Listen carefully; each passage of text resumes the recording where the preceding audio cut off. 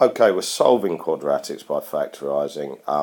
If you need to know how to factorise, there's a sort of longer video which explains how to do this. But basically, we're looking for two numbers that multiply to make the number on its own and add to make. Hold on, I'm just going to get my orange pen and add to make this coefficient of x. All right. Now, we're going to put them straight into two brackets. Because it's x squared, it's going to be x and x in there. Now, pairs of numbers that multiply to make minus 15. If you want me to write them down, it's plus 1 minus 15. It's minus 1 and plus 15. It is plus 3 and minus 5. It is minus 3 and plus 5. Now, I want two numbers that add to make plus 2. Well, that's this bottom pair here. So I can put them into the brackets. We get x minus 3, x plus 5.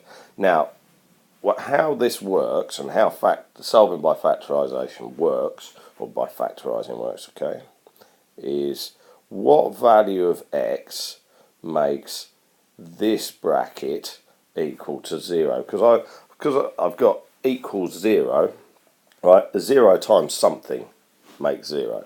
So it doesn't matter what the other bracket is at the moment.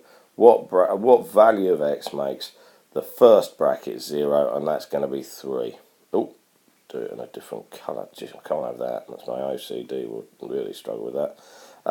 So that's got to be 3. And then what value of x? So ignore the first bracket now and look at the second bracket. What value of x makes that bracket equal to 0? Well, that's minus 5. So my solutions are going to be x equals 3 and x equals minus 5.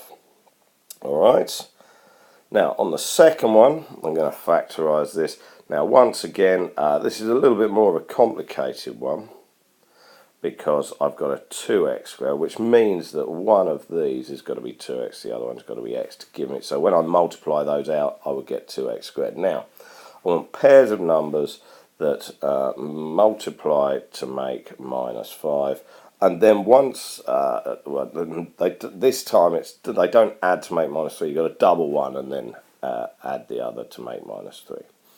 Okay, so pairs of numbers that multiply to make minus 5. Well, I've got plus 1 and minus 5, and I've got minus 1 and plus 5.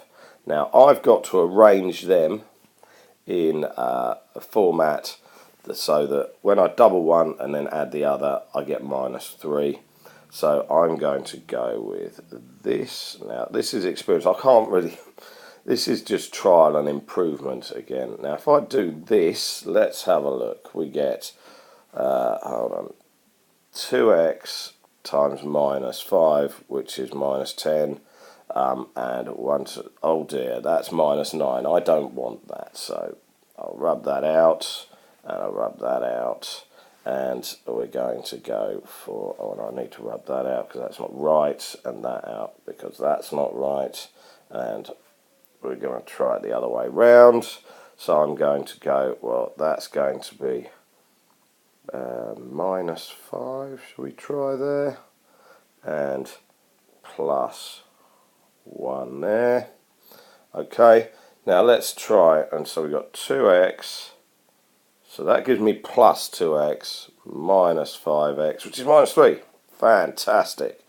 Alright, so there we go. We have our answers. Now, again, using the I need a value of x that makes each bracket equal to 0. Now, the second one's nice and easy. That's negative 1.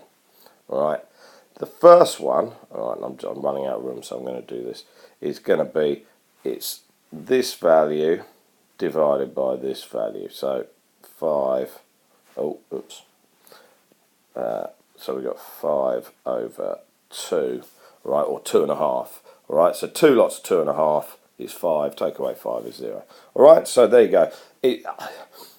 It's all about practice these and spotting the factors. Worth listing out the factors, as I said before, and then if the coefficient, like the number in front of the letter that's squared, is not 1, that really is a bit more trial and improvement. But the more you do, the better you get at this.